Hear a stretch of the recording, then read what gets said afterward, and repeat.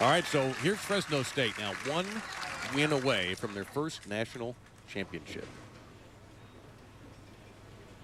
Micah Kamiyama at a strike in the 6th frame of the opening game. And the lefty on the left lane comes through. What a great shot that is. He is an emotional leader for this team and does a great job in the leadoff position of filling frames very consistently.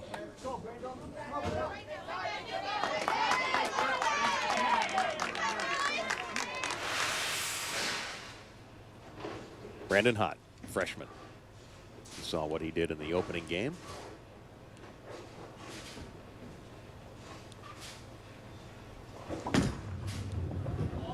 What a wonderful shot, because he got one right in his face from Kamiyama and came right back. Well, and he's made a ball change here, too. Not the same ball he threw in game 1. Looks like something that rolls a little bit sooner. And this one picks up before it gets to that out of bounds, goes forward instead of cutting through the heart or going Brooklyn, and really pushing his team and getting his energy level up. That is what collegiate bowling is all about right there.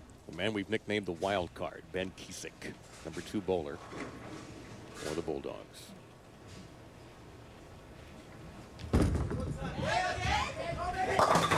Here we go. Now it's on. And this is what we've seen from this Cal State Fresno team time and again. Steady, kind of a little under the radar. They managed to win that game, though, with 180. And then they start throwing strikes like they're free. Yeah, the Wichita State faithful watching this going, yeah, that's the team that beat us. That's what they recognize. So now it's right back. 2 freshmen in the 2-hole, yeah, each with a chance to really spark their teams. Through the nose, got the break on the late kick on the 10-pin. Now, Weber International, you might have heard of them if you're a college bowling fan. I know you've heard of them, but it's a small school, and we do mean small. Babson Park, Florida, right in the heart, the dead center of the Sunshine State. Just a little over 600 students. It is a business school, so it's a good chance that many of you will be working for these same bowlers in a few years as they graduate and move on in the world. And they also have a remarkable bowling program in such a short time. Only 3 years for the men's program. They've been in this tournament all 3 years. This is the first men's final. They had the women's first year in 2010, and they won the national championship and made it back to the ITC this year. So now the second left-hander for Fresno State, Michael Pixley.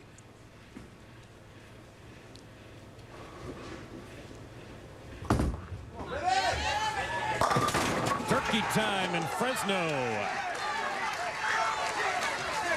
You really like his game, don't you? I really do like his game. He has been money this whole time. Just a really great straight arm swing. And he's got good rhythm, too. His rev rate's a little bit higher. He's able to stay a little bit further in than the rest of the left-handers. He feeds it out to the third board and gets it off that spot, which gives him an extra 1 or 2 than the rest of the guys seem to have on that side of the lane. So the pressure goes right back to Weber. And John Trzynski looking for his first strike of this championship match. Coach Joe Slowinski. Silent encouragement.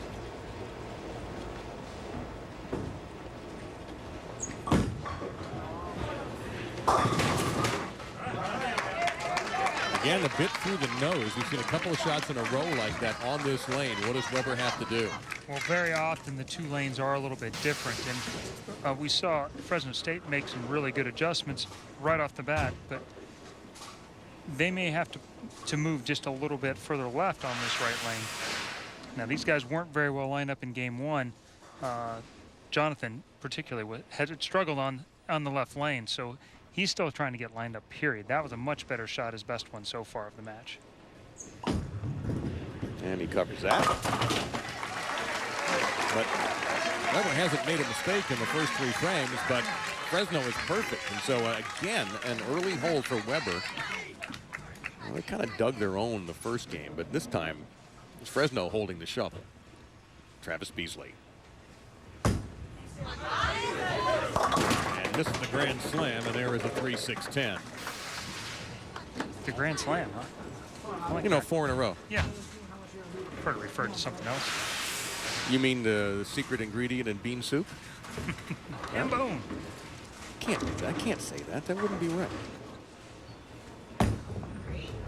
That's tough. There, and he got it right in the pocket of that 3-6. Beautifully done. Under the pressure, Beasley out of Citrus Heights, California comes through. And now Javier Diaz from San Juan, Puerto Rico.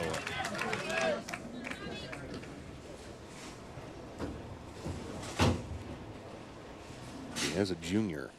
So everybody from this Weber top 5 here will be back.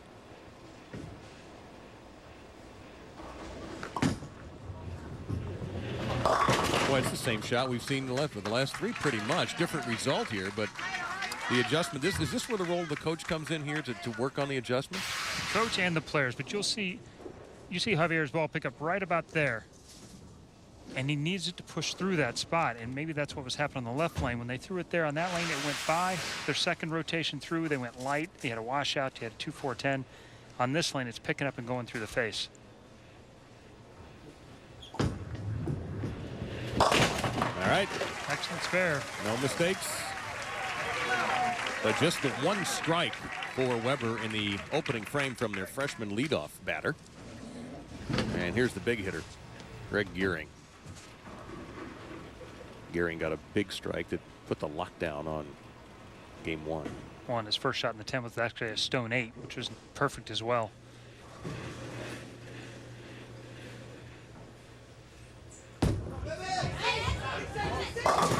He's an anchor man. He invented the wheel.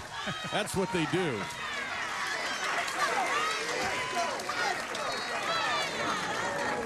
He finished in the top 5 7 times. You get it done every single tournament. And this is how you do it. Real end over end roll.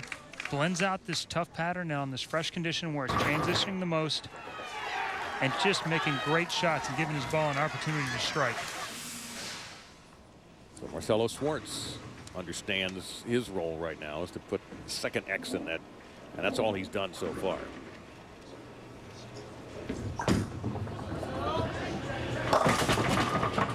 And now no one's going to answer that doorbell. That ball looked a little further right than almost anybody that we've seen as he gets it out. And it goes about almost 2 boards further right than anybody else, and he still makes it back and almost carries the 10. You look at these anchor men, and anyway, I mean, do you see PBA talent here? Yeah, there's a few guys in here that, depending on what they do as they make it to the next level and keep improving on their games, can make it up and make some money at the next level. Oh, my. Well, remember that one. That is a damaging mistake by the anchor bowler, Marcelo Schwartz, to leave that 10-pin behind, and suddenly the gap is 34 pins for Weber International. Joe Slawinski trying to